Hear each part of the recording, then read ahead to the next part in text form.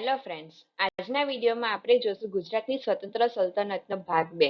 ભાગ 1 ની અંદર આપણે તાતર ખાન, ઝફર ખાન અને અહમદ શાહ પહેલાની વાત કરી ગયા. આ વિડીયોમાં આપણે અહમદ શાહના વહીવટથી શરૂઆત કરીશું. તો અગાઉના રાજ્યના વહીવટમાં સુબાઓમાં હિન્દુઓને સ્થાન આપતા ન હતા અને આ નીતિમાં ફેરફાર કરીને કુશળ હિન્દુઓનો સમાવેશ કરવામાં આવ્યો હતો. અહમદ શાહના સમયમાં સેનાની અંદર હિન્દુઓનો પણ સમાવેશ કરવામાં આવ્યો હતો. સૈનિકોને વ્યવસ્થિત પગાર મળી રહે તે માટે તેને પગારની અડધી રકમ રોકડમાં અને અડધી જમીન આપવાની પ્રથા શરૂ કરી હતી. 50% પગાર આપવામાં આવતો અને 50% છે તે જમીન આપવામાં આવતી. તેનાથી શું થાય કે નવરાશના સમયમાં જે છે તે સૈનિકો છે તે પ્રજાને હેરાન ના કરતા, પરંતુ તે જમીનમાં ખેતી કરતા.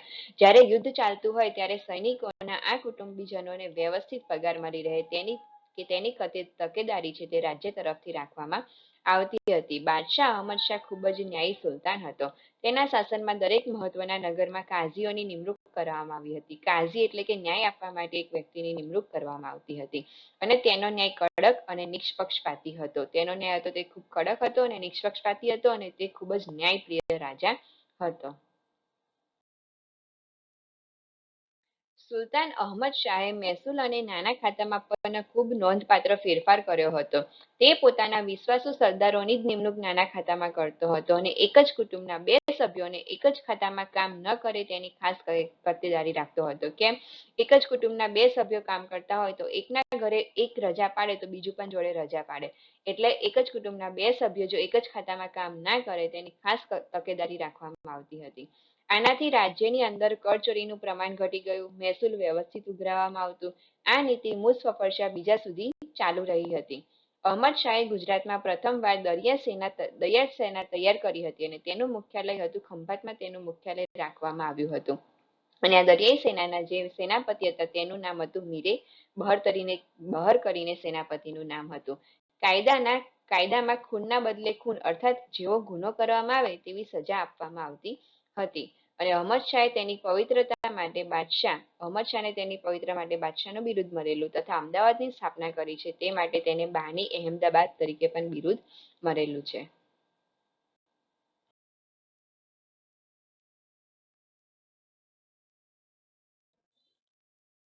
હવે વાત કરીએ આપણે અહમદ શાહ પ્રથમના સમયમાં વાટા પદ્ધતિ. તો જ્યારે મુસ્લિમ સત્તા સ્થપાઈ હતી ત્યારે કોરી અને રાજપૂતની જમીન જપ્ત કરી લેવામાં આવી હતી. આ જમીન તે જમીનદારોને પાછી આપવા માટે વાટા પદ્ધતિનો અમલ કરવામાં આવ્યો હતો, જેમાં ગામની જમીનના 4 ભાગ પાડવામાં આવતા. તેમાંથી 3 ભાગ છે તે સુલતાનના રહેતા અને 1 ભાગ છે તે જમીનદારનો રહેતો. એ જે 3 ભાગ હોય છે તેને તરપદ કહેવામાં આવતું અને જે ભાગ જમીનદાર અથવા તો વાટેદાર પાસે રહેતે એક ભાગને વાટા કહેવામાં આવતું હતું. જેમાં ગામની જમીનના 4 ભાગ પાડવામાં આવતા. તેમાંથી 3 ભાગ છે તે સુલતાનના રહેતા, તેને તરપદ કહેવામાં આવતું અને 1 ભાગ છે તે જમીનદારનો રહેતો, તેને વાટા તરીકે ઓળખવામાં આવતો હતો. વાટાની જમીનના બદલામાં વાટેદાર એટલે કે જમીનદાર સુલતાનને સલામીના સ્વરૂપે મહેસૂલ આપવું પડતું અને જરૂરના સમયમાં રાજ્યની સેવા પણ કરવી પડતી હતી. એટલે સુલતાન તરફથી જમીન આપવામાં આવે પણ સુલતાનને પછી મહેસૂલ પણ આપવું પડતું અને જ્યારે રાજ્યને જરૂર હોય ત્યારે તેની સેવા પણ કરવી પડતી હતી. વાટા પદ્ધતિ ઈસવીસન 1545 સુધી રહી, જે મહમૂદ ત્રીજાના સમયમાં બંધ થઈ ગઈ હતી અને અકબરે ફરી આ વાટા પદ્ધતિ શરૂ કરાવી જે દેશ આઝાદ થયો ત્યાં સુધી ચાલી હતી. અને આ પ્રથા છે તે પ્રાચીન અંકુર અને પ્રતિકૂળ જેવી પ્રથા જેવી હતી. એટલે અનુકૂળ હોય ત્યારે રાખવાની અને ના અનુકૂળ હોય ત્યારે નહીં રાખવાની. એટલે અંકુર અને પ્રતિઅંકુર જેવી પ્રથા હતી.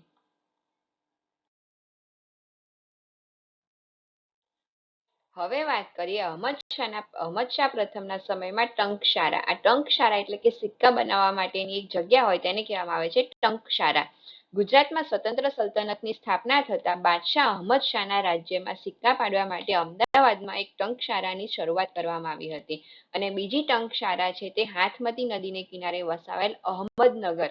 હાથમતી નદી એટલે કે તેને કિરાત કન્યા તરીકે પણ ઓળખવામાં આવે છે અને અહમદનગર એટલે કે હાલનું સાબરકાંઠાની અંદર આવેલું હિંમતનગર. આમ બાદશાહ અહમદ શાહના સમયમાં અમદાવાદમાં પહેલી પદ્ધતિસરની ટંકશાળાની શરૂઆત થઈ હતી અને આ બનાવ છે તે ચક્રવર્તી બનાવ તરીકે પણ ગણી શકાય છે. હવે વાત કરીએ અહમદના સમયમાં મુખ્ય સંતો. તેમાં મુખ્ય સંત હતા હજરત શેખ અહમદ ખટુગંજ બંશ, જેમનો જન્મ થયો હતો 1388માં તેમનો જન્મ થયો હતો. તેમનું મૂળ નામ હતું વજીઉદ્દીન અને તેમનું વતન કયું હતું તે આપણને ચોક્કસ માહિતી મળતી નથી. અને જ્યારે તેમના યુવાનીનો સમય હોય છે ત્યારે તેમને વારસામાં મળેલી જે કંઈ બી મિલકત હોય છે તે બધી જ મિલકત તેવા વેડફી નાખે છે અને લાચાર અવસ્થામાં ઈશાક મગબીના સંઘમાં આવે છે અને પછી તેવા વૈરાગ્ય પામે છે. અને મક્કા યાત્રા બાદ તેમણે સરખેજને પોતાનું કાયમી નિવાસ બનાવ્યું અને હાલમાં સરખેજમાં તેમની દરગાહ આવેલી છે. અને આ શેખ અહમદ ખટુગંજ બંશની વિદ્વનતાથી પ્રસન્ન થઈને અહમદ શાહ પ્રથમ છે તે પોતાનો શિષ્ય બનાવે છે. એટલે અહમદ શાહ પ્રથમ છે તે શેખ અહમદ ખટુગંજ બંશનો શિષ્ય બને છે.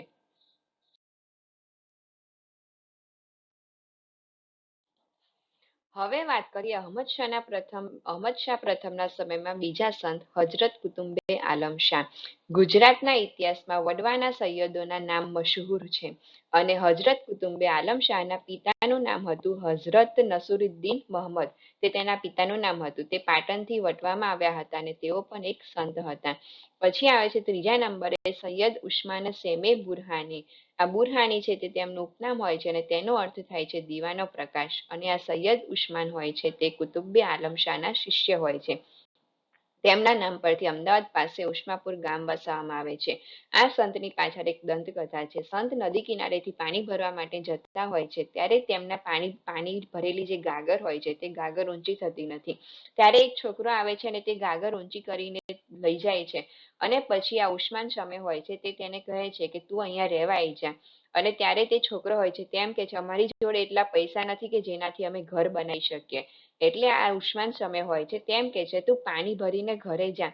અને તે છોકરો પાણી ભરીને ઘરે જાય છે અને ઘરે જઈને પાણી ખાલી કરે છે તો તેમાંથી સોનાની મહોર નીકળે છે. અને પછી એ આખો પરિવાર છે તે ઉસ્માન સમય સાથે આવીને રહેવા લાગે છે અને પછી તેમનું અમદાવાદની પાસે ઉસ્માપુર ગામ બસાવવામાં આવે છે. પછી આવે છે અહમદ શાહ પ્રથમના સમયના સંત શેખ અલી ખતીબ. આ શેખ અલી ખતીબ વિશે આપણને કોઈ ખાસ માહિતી મળતી નથી, પરંતુ તેમનો રોજો અમદાવાદના પરા આશાવલમાં કુંદનપરામાં આવેલો છે. પછી આવે છે શેખ અલાઉદ્દીન ખતીબ. તેમનું મૂળ નામ હોય છે તુકાજી અને ખટુગંજ બક્ષના શિષ્ય હોય છે. આમની કબર અને શેખ અહમદ ખટુગંજ બક્ષની કબર જે છે તે પાસ પાસે આવેલી છે. અને સૈયદ મુહમ્મદ અરજી તે ખટુગંજ બક્ષના શિષ્ય હતા.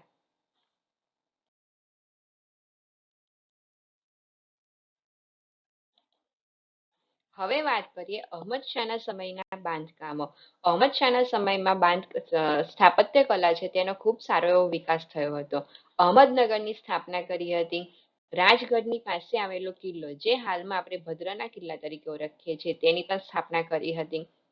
પછી જામા મસ્જિદની સ્થાપના કરી હતી. આ પિક્ચરમાં જે દેખાય છે તે જામા મસ્જિદ છે. રાણીના હઝીરાની સ્થાપના કરી હતી. આ છે તે રાણીનો હઝીરો છે. પછી સૈયદ આલમની મસ્જિદની સ્થાપના કરી હતી. પછી અહમદ શાહના રોજાની સ્થાપના કરી હતી અને હેબત ખાનની મસ્જિદની પણ સ્થાપના કરી હતી.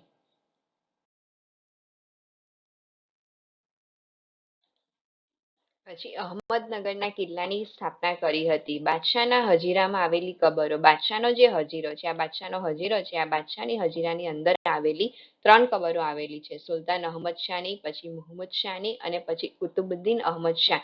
આ કુતુબુદ્દીન અહમદ શાહ છે તે અહમદ શાહ પ્રથમનો પુત્ર એટલે કે છોકરાનો પણ છોકરો છે. આ કુતુબુદ્દીન અહમદ શાહ તેની પણ કબર અહીંયા આવેલી છે.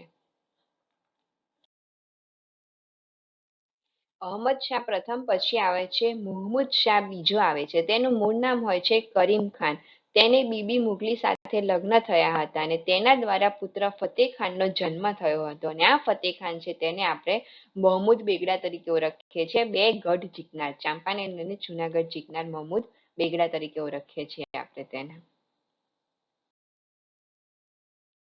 હવે મુહમ્મદ શાહ બીજા પછી આવે છે કુતુબુદ્દીન અહમદ શાહ અને તે નામ ધારણ કરે છે અહમદ શાહ બીજાનું. એટલે કુતુબુદ્દીન અહમદ શાહ છે તે તેનું મૂળ નામ હોય છે અને અહમદ શાહ બીજો તેવું તે નામ ધારણ કરે છે. તેનો સમયગાળો હોય છે ઈસવીસન 1451 થી 1459 સુધીનો તેનો સમયગાળો હોય છે. અહમદ શાહ પ્રથમના મૃત્યુ પછી તેનો સૌથી મોટો પુત્ર અહમદ શાહ બીજો એવું નામ ધારણ કરીને પોતાના નામના સિક્કા બહાર પાડ્યા અને ગુજરાતનો સુલતાન બન્યો હતો. તેનું મૂળ નામ હતું કુતુબુદ્દીન અહમદ શાહ. તેને ધીરે ધીરે મારવા કબજે કર્યું અને મેવાડના રાણા કુંભા સાથે તે યુદ્ધે ચડ્યો હતો અને તેનું મૃત્યુ થાય છે 1459 તેનું મૃત્યુ થાય છે. તેને અમદાવાદમાં હોજે-એ-કુતુબ નામનું એક સરોવર બંધાવ્યું હતું અને તેની મધ્યમાં બાગ-એ-નગીના વાડી તરીકે ઓળખાય છે. અને તેને સરોવર બનાવ્યું હતું હોજે-એ-કુતુબ અને તેની મધ્યમાં તેને બાગ-એ-નગીના વાડી બનાવી હતી. અને આજે આપણે આ હોજે-એ-કુતુબ નામનું જે સરોવર છે તેને કાંકરિયા તળાવ તરીકે ઓળખીએ છીએ અને બાગ-એ-નગીના છે તેને આપણે નગીના વાડી તરીકે ઓળખીએ છીએ. આ નગીના શબ્દ છે તે ઉર્દુનો શબ્દ છે અને આપણે ગુજરાતીમાં તેનો અર્થ થાય છે સુંદર. એટલે નગીનાનો અર્થ થાય છે સુંદર. તળાવની બાજુમાં સુલતાને ઘંટા મંડપ નામનો એક મહેલ બંધાવ્યો હતો અને કુતુબુદ્દીને ઈસવીસન 1453માં હાલમાં ગોમતીપુર પાસે આવેલ ઝુલતા મિનારાની મસ્જિદ બંધાવી હતી. હવે વાત કરીએ કાંકરિયા તળાવ. આ કુતુબુદ્દીન અહેમદ દ્વારા કાંકરિયા તળાવનું નિર્માણ કરવામાં આવે છે. અમદાવાદ શહેરનું સૌથી મોટું તળાવ એટલે કાંકરિયા તળાવ. આ તળાવ અમદાવાદ શહેરના દક્ષિણ ભાગમાં મણિનગર વિસ્તારમાં આવેલું છે. આ તળાવનો પરિઘ છે તે આશરે 2.5 કિલોમીટર જેટલો છે અને આપણે કેવું હોય તો 76 હેક્ટરમાં આ તળાવ ફેલાયેલું છે. ગુજરાતનું એવું પ્રથમ નિશ્ચાર પ્રાણી સંગ્રહાલય અમદાવાદના કાંકરિયા ખાતે બનાવવામાં આવેલું હતું અને તેનું બાંધકામ છે તે કુતુબુદ્દીન અહમદ શાહ દ્વારા કરવામાં આવે છે.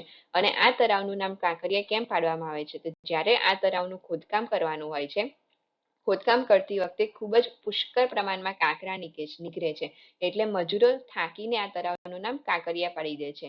પછી તળાવની વચ્ચે બાગ-એ-નગીના અથવા તો નગીના વાડી આવેલી છે. પહેલા તેને બાગ-એ-નગીના તરીકે ઓળખવામાં આવતું હતું.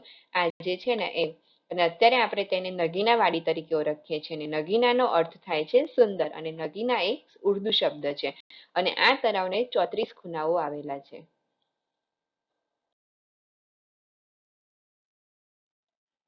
હવે વાત કરીએ કાંકરિયા તળાવમાં જ આવેલા કમલા નહેરુ ઝૂલોલોજીકલ પાર્ક. આ કમલા નહેરુ છે તે જવાહરલાલ નહેરુના વાઇફ છે. ગુજરાતનું સૌથી મોટું પ્રાણી સંગ્રહાલય છે અને તેનું બાંધકામ રૂબિન ડેવિડ દ્વારા કરવામાં આવ્યું છે અને આ રૂબિન ડેવિડને 1974માં પદ્મશ્રી એવોર્ડ આપવામાં આવેલો છે અને 1974માં એશિયાનું સૌથી મોટું પ્રાણી સંગ્રહાલય હોય તો તે હતું કમલા નહેરુ ઝૂઓલોજીકલ પાર્ક અને તેમનું નામ જવાહરલાલ નહેરુની વાઇફના નામ પરથી પાડવામાં આવ્યું છે. હવે વાત કરીએ કાંકરિયા તળાવમાં જ આવેલી ચાચા નહેરુ બાલ વાટિકાની વાત કરીએ. આ બાળકોના મનોરંજન માટેનું એક પાર્ક છે જેનું નામ જવાહરલાલ નહેરુ પાર્ક રાખવામાં આવ્યું છે અને તેની અંદર અરીસાગર, બોટ હાઉસ, પ્લે હાઉસ વગેરે જેવી બાળકોના મનોરંજનની વસ્તુઓ આવેલી છે. હવે વાત કરીએ કાંકરિયા તળાવમાં આવેલી અટલ એક્સપ્રેસ. આ અટલ એક્સપ્રેસ છે તે કાંકરિયા તળાવની આજુબાજુ ગોળ ગોળ ફરે છે. આ અટલ એક્સપ્રેસ આ ટ્રેનનું પહેલા નામ હતું તે ટોય ટ્રેન હતું. અહીંયા ભૂલ થઈ ગઈ છે. 25 ડિસેમ્બર 2008માં ભારતના પૂર્વ વડાપ્રધાન શ્રી અટલ બિહારી વાજપેયીના નામ પરથી બાળકો માટેની આ ટ્રેનનું નામ છે તે અટલ એક્સપ્રેસ રાખવામાં આવ્યું હતું અને આ ટોય ટ્રેનનો જે કોન્સેપ્ટ છે તે લંડનમાંથી લેવામાં આવ્યો હતો અને 2010માં આ ટ્રેનને 50 વર્ષ પૂરા થયા હતા એટલે તેને સુવર્ણ એક્સપ્રેસ પણ કહેવામાં આવે છે.